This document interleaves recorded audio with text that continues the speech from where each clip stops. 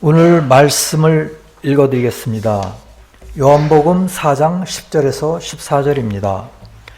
예수께서 대답하여 이르시되 네가 만일 하나님의 선물과 또 네게 물 좀 달라 하는 이가 누구인 줄 알았더라면 네가 그에게 구하였을 것이요 그가 생수를 네게 주었으리라. 여자가 이르되 주여 물 기를 그릇도 없고 이 우물은 깊은데 어디서 당신이 그 생수를 얻겠사옵나이까.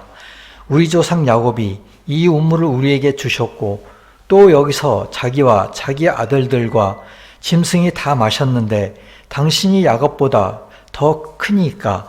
예수께서 대답하여 이르시되 이 물을 마시는 자마다 다시 목마르려니와 내가 주는 물을 마시는 자는 영원히 목마르지 아니하리니 내가 주는 물은 그 속에서 영생하도록 솟아나는 샘물이 되리라.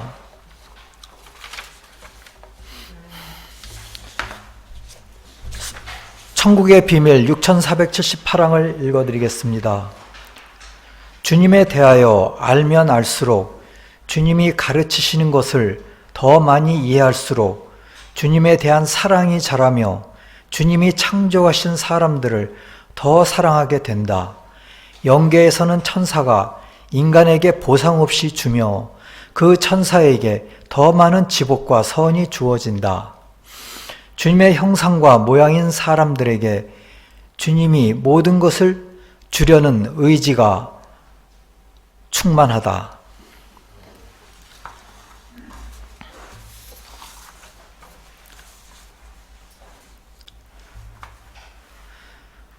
우리 모두에게는 먹고 마시고 건강해지고 싶어하는 자연적인 욕구가 있습니다. 또한 천국으로 인도되기 원하는 영적인 욕구가 있습니다. 주님은 우리의 영적인 욕구에 더 관심이 있으십니다. 특별히 종교를 가지지 않은 사람들도 자신의 지인이 타계하였을 적에 좋은 곳으로 가시옵소서라고 얘기합니다.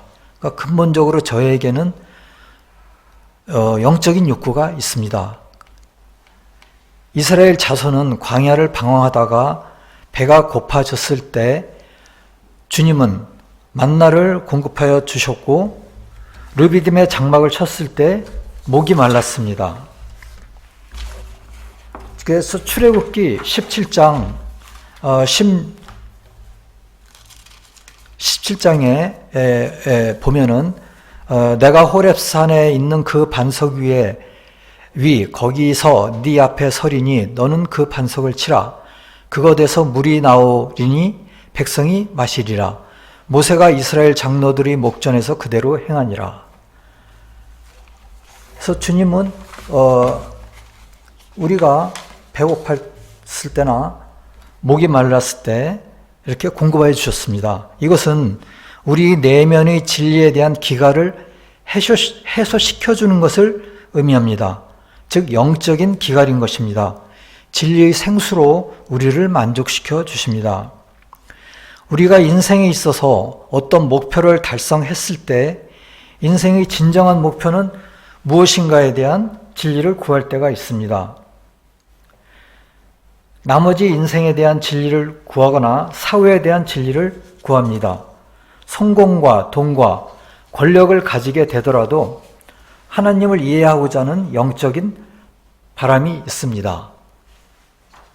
그러니까 돈, 성공, 권력을 가지기 위해서 발빠르게 움직입니다. 하지만은 이러한 것을 이루고 나서는 뭔가가 허전하다. 그런 말을 하시는 분들이 많이 있습니다. 그것은 나머지 인생에 대한 진리를 구하는 것이고 또 사회에 대한 진리를 구하는 속사람의 외침인 것입니다. 이것이 우물가의 사마리아의 여인의 이야기에서 나타납니다. 주님은 영혼을 만족시켜줄 생수를 구하게 하십니다. 예수께서 대답하여 이르시되 네가 만일 하나님의 선물과 또 네가 내게 물 좀 달라 하는 이가 누구인 줄 알았더라면 네가 그에게 구하였을 것이요 그가 생수를 네게 주었으리라. 내가 주는 물을 마시는 자는 영원히 목마르지 아니하리니 내가 주는 물은 그 속에서 영생하도록 솟아나는 샘물이 되리라. 이 말씀이 좀 더 의미 있게 다가옵니다. 우리가 진리를 진실되게 알려고 할 때 주님은 우리를 진리 가운데로 인도하십니다. 또한 요한계시록에서도 말씀하십니다. 계시록 22장 17절에서 성령과 신부가 말씀하시기를 오라 하시는도다. 듣는 자도 오라 할 것이요 목마른 자도 올 것이요 또 원하는 자는 값없이 생명수를 받으라 하시더라. 그러니까 주님은 우리에게 값없이 주시는 것입니다.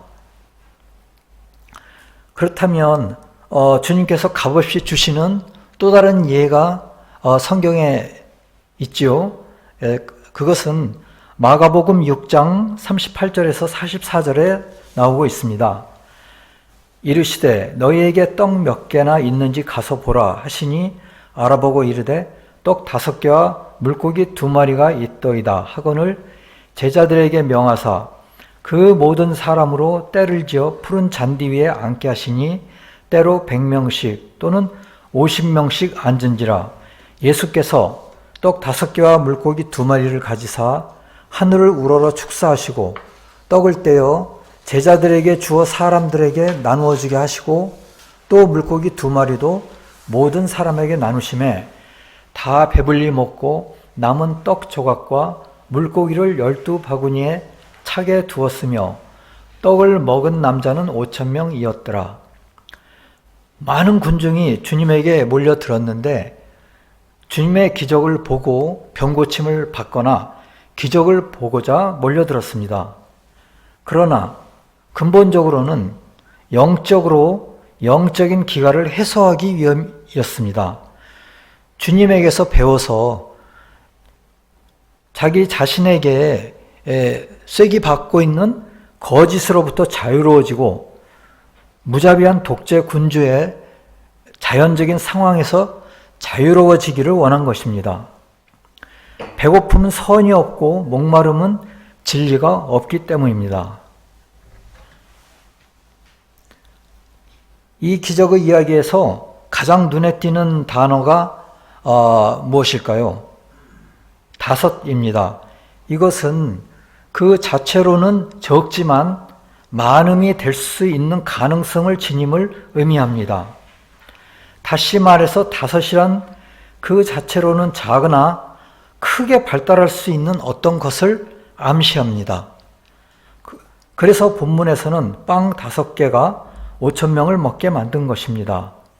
빵은 곡식가루로 만들어진 것으로 삶 속에 든 선함을 표현합니다. 소년이 내놓은 물고기 2마리와 떡 5개는 아마도 부모가 쌓아준 것 같습니다. 어떤 신학자는 말하기를 그 당시 5,000명 중에는 더 많은 먹을 것이 있는데 안 내놓은 것 아니냐 합니다. 어른들 사이에 소년이 따라온 것은 아마도 주님으로부터 큰 은혜를 받은 것 아니냐 이야기합니다. 어쨌든 아주 적은 양의 떡과 물고기는 아주 작은 선과 자연적 진리를 의미하는데 그것이라도 주님께서 축복하시어 아주 풍성한 영적 선과 진리, 자비와 이해성으로 우리를 채워주시는 것입니다. 그러니까 영적으로는 우리를 선과 진리, 자비와 이해성으로 풍족하게 채워주시는 것입니다. 소년이 내놓듯이 내놓는 것은 우리가 할 일입니다. 우리 인간이 할 일입니다. 보잘것없는 믿음이라고 주님께 고백하면서 내놓는 것입니다. 그런데 그 다음에는 주님이 하시는 것입니다. 주님은 그것을 증폭시키는 것입니다. 축복하시는 것입니다. 우리가 선과 진리를 갈망하고 주님께 진실로 다가간다면 주님은 풍족하게 우리를 채워주실 것입니다. 먹고 남은 음식이 12광주리가 되도록 우리를 풍족히 채워주시는 것입니다. 순진한 소년이 내놓는 모습은 순진무구의 마음이 가지고 있는 선과 진리를, 그동안에 쌓아온 선과 진리를 내놓는 모습입니다. 주님께 내놓는 모습입니다. 주님은 그 보잘것없는 선과 진리, 얼마 안 되는 선과 진리를 비록 불완전하고 또 적지만 주님은 그 선과 진리를 축복하셔서 모든 사람을 풍족하게 채워주시는 것입니다. 제자들이 5,000명이나 되는 남자들을 50명 단위로 앉혔습니다. 그러니까 질서정연하게 앉혔죠. 그것은 천국의 질서에 따라 진리를 하시는 모습입니다. 모든 진리들은 주님의 방식대로 질서 있게 배열됩니다. 마치 천국의 수많은 천사들의 공동체가 질서에 따라 존재하는 것처럼 체계적으로 정리되는 것입니다. 주님은 그렇게 사람들에게 진리들을 당신의 방식대로 배열하시고 거기에 선이라는 생명을 불어 넣으십니다. 주님을 따르는 남자들이 남자만 있을 리는 없었습니다. 그런데 본문에는 남자가 5,000이라고 했습니다. 그 이유는 남자는 사람의 내면에 있는 진리들을 말하고 5,000은 그 진리의 수가 아주 많은 것을 뜻합니다. 주님은 진리에 따라 살려고 애쓰는 사람들에게 그때그때 삶의 지혜를 주십니다. 그러므로 5,000명의 남자들은 신앙인들이 그동안 진리라고 믿었던 모든 삶의 지식들을 뜻한다고 할 수 있겠습니다.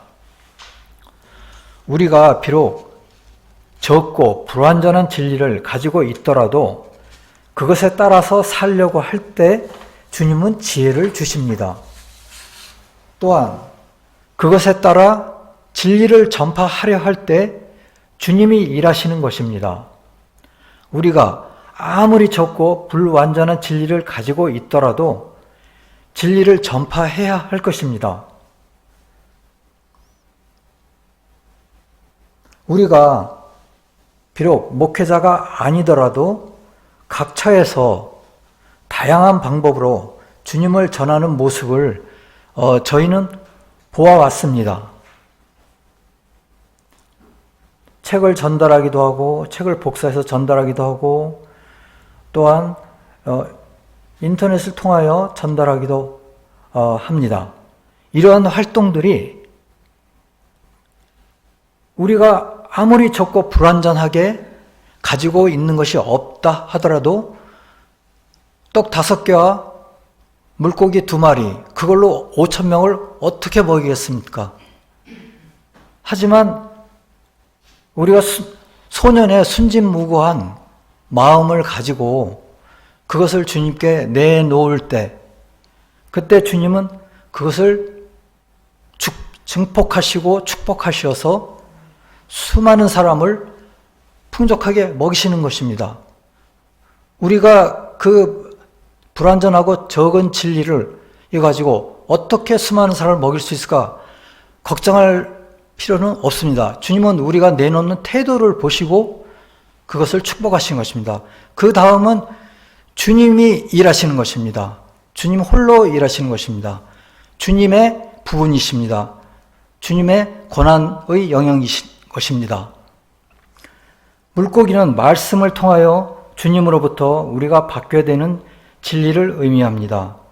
주님이 누구이신지, 하늘과 땅의 한 하나님이시며 무한한 자비의 하나님이시며 모든 인간의 구원을 바라시며 우리가 이웃을 사랑해야 하며 건강한 영적 삶이 무엇인지를 가르치십니다.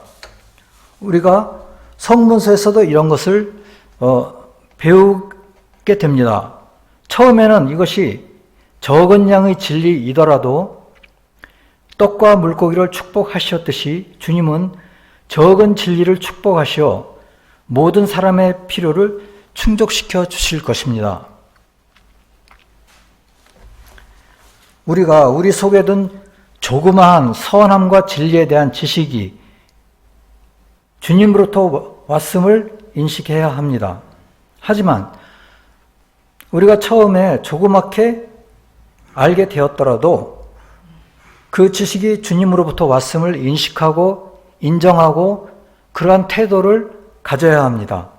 그 태도를 보시고 주님의 능력이 함께하면 조금밖에 안 되는 우리의 선과 진리들이 군중을 먹일 수 있는 충분한 양이 될 수 있음을 우리가 이 성경 말씀을 통해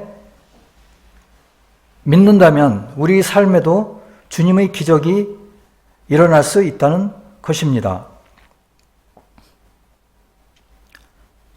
그렇다면 우리가 어떤 어려운 문제에 직면했을 때 어떻게 해야 할까요? 제자들은 떡 5개와 물고기 2마리를 어떻게 5,000명을 먹일까 난감했습니다. 마찬가지로 우리도 풀기 어려운 어떤 문제에 직면할 때에도 아주 적게 보이더라도 진리에 대한 애정과 지식을 적용하려고 하고 주님이 축복하시도록 허락해야 합니다. 주님이 일하시도록 여지를 남겨야 하는 것입니다. 주님의 뜻이 하늘에서 이루어진 것처럼 땅에서도 이루어지도록 해야 합니다. 영어로는 Let Lord work입니다. 주님이 일하시도록 허락해야 합니다. 우리가 지난 몇 년 동안 정말 불가능해 보이는 건축의 일을 진행을 했습니다. 하지만 그때에도 주님은 우리를 인도하셨습니다. 즉 자연적으로는 불가능해 보였는데 주님께서 축복하셔 모든 일을 인도하셨습니다. 그렇듯이 그 문제가 아무리 커 보여도 복잡하더라도 그것을 치유하시고 해결하시는 분이 오직 주님뿐이시라는 것을 인정할 때 주님은 우리를 인도하실 것입니다. 우리는 최선을 다해야 하고 말씀으로부터 알게 된 원리를 적용하고자 분투해야 합니다. 여기서 주님뿐이시라는 것을 늘 기억해야 합니다. 영어로는 Lord Alone입니다. 스웨덴보르님은 저서에서 Lord Alone이라는 글을 자주 썼습니다. 또한 위에서 말씀하신 Let Lord work, 주님이 일하시도록 허락한다, 여지를 드린다. 또 주님 홀로 일을 이루신다, 치유하시고 해결하시는 분이시다 라는 뜻입니다. 이러한 말들이 꽤 자주 나옵니다. 이것을 간과해서는 안 됩니다. 내가 저 사람에게 책을 주어서 신앙을 가지게 되었다 라고 생각하지 말고 주님이 인도하셨다 라고 먼저 생각하셔야 합니다. 내가 했다, 내가 어떻게 했다 이렇게 하지 마시고 주님이 인도하셨다, 나는 주님이 인도하시도록 허락했다 등으로 또 그때 인도하신 분은 주님뿐이었다. 항상 그렇게 생각하시지 않으면은 그것은 어떤 결과를 낳게 될까요? 사람 안에 내가 했다는 교만이 들어가게 됩니다. 교만이 들어가면 어떻게 되겠습니까? 구원을 위해 주님이 하시는 역사가 끝나면 언젠가 주님은 그것에 대해서 물으실 것입니다. 우리는 여기 세상에 있을 때 주님에 대한 태도를 함양해야 합니다. 주님의 겸비의 상태를 보아서 배워야 합니다. 저 같은 경우도 처음에 하늘의 별을 딴 것 같은 마음을 가지고 교만해졌었습니다. 그리고 내가 하겠다 이런 마음이 많이 들어갔는데 그것이 교만이라는 것을 전혀 눈에 안 보였습니다. 하지만 그거에 대한 치심은 혹독했습니다. 내 뜻대로 하지 마시고 아버지의 뜻대로 하시옵소서라는 것이 우리 기도가 되어야 합니다. 우리가 다음 세상에서 주님께 갔을 때 주님이 나는 너를 도무지 모른다. 제가 많은 일을 했지 않습니까? 나는 너를 도무지 모른다.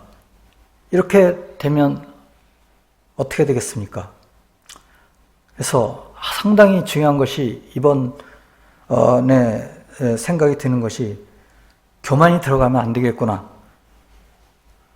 이 주님에 대한 겸비의 상태를 배워서 주님에 대한 하나님에 대한 태도를 함양해야 하는 것이 상당히 크구나 하는 것을 느꼈습니다. 우리가 주님에 대하여 알면 알수록 주님이 가르치시는 것을 더 많이 이해할수록 주님에 대한 사랑이 자라며 주님이 창조하신 사람들을 더 사랑하게 될 것입니다. 그러니까 주님에 대해서 알면 알수록 우리가 우리의 이웃, 우리의 창조하신 사람들을 더 사랑하게 되는 것이 정확한 영적인 진리라고 합니다. 영적인 길을 제대로 갔을 때 이렇게 된다고 합니다. 어느 시인의 시에서 별이 빛나는 하늘 저편에서 사랑하는 주님께서 반드시 계실 것이다. 가혹한 현실이 갈라놓았던 모든 인간은 형제가 되노라 하듯이 주님에 대한 사랑이 자랄 것입니다. 또한 주님의 모양과 형상대로 창조된 사람들을 더 사랑하게 될 것입니다. 영계에서는 천사가 인간에게 보상 없이 주면 그 천사에게 더 많은 지복과 선이 주어진다고 합니다. 그러나 받는 인간, 천사가 주는 선을 받는 인간에게서 천사가 많이 받아내려고 하면 그 즉시 천사에게 내려지는 행복과 선의 임류가 거친다고 합니다. 주님의 형상과 모양인 사람들에게 주님이 모든 것을 값없이 주려는 의지가 충만하다는 것을 스베덴 모르그님은 영계에서 알게 되었다고 합니다.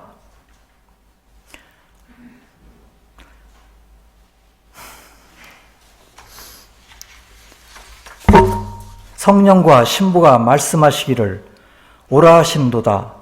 듣는 자도 오라 할 것이요 목마른 자도 올 것이요 원하는 자는 값없이 생명수를 받으라 하시더라. 다 같이 기도하시겠습니다. 주여, 저희 모두가 전염병과 인플레로 고통받고 있사옵나이다.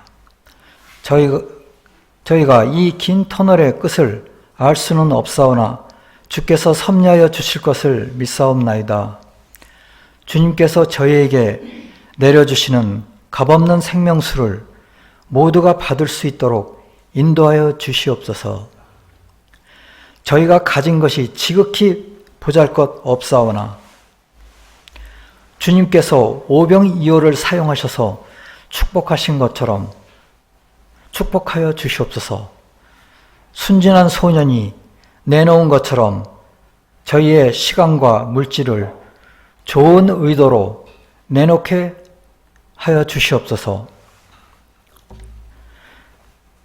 그것이 다음 세상에 계속 남아서 저희를 축복할 것이옵나이다. 주님만이 홀로 일하실 수 있는 여지를 남기게 하옵시고 주님이 축복하시도록 허락하는 장을 만들 수 있는 지혜를 주시옵소서.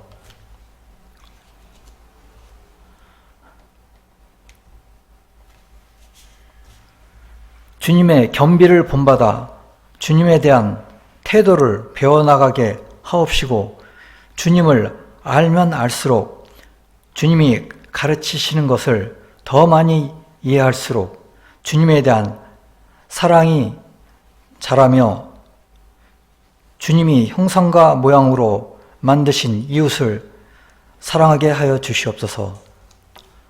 나라와 권세와 영광이 아버지께 영원히 싸움나이다. 아멘.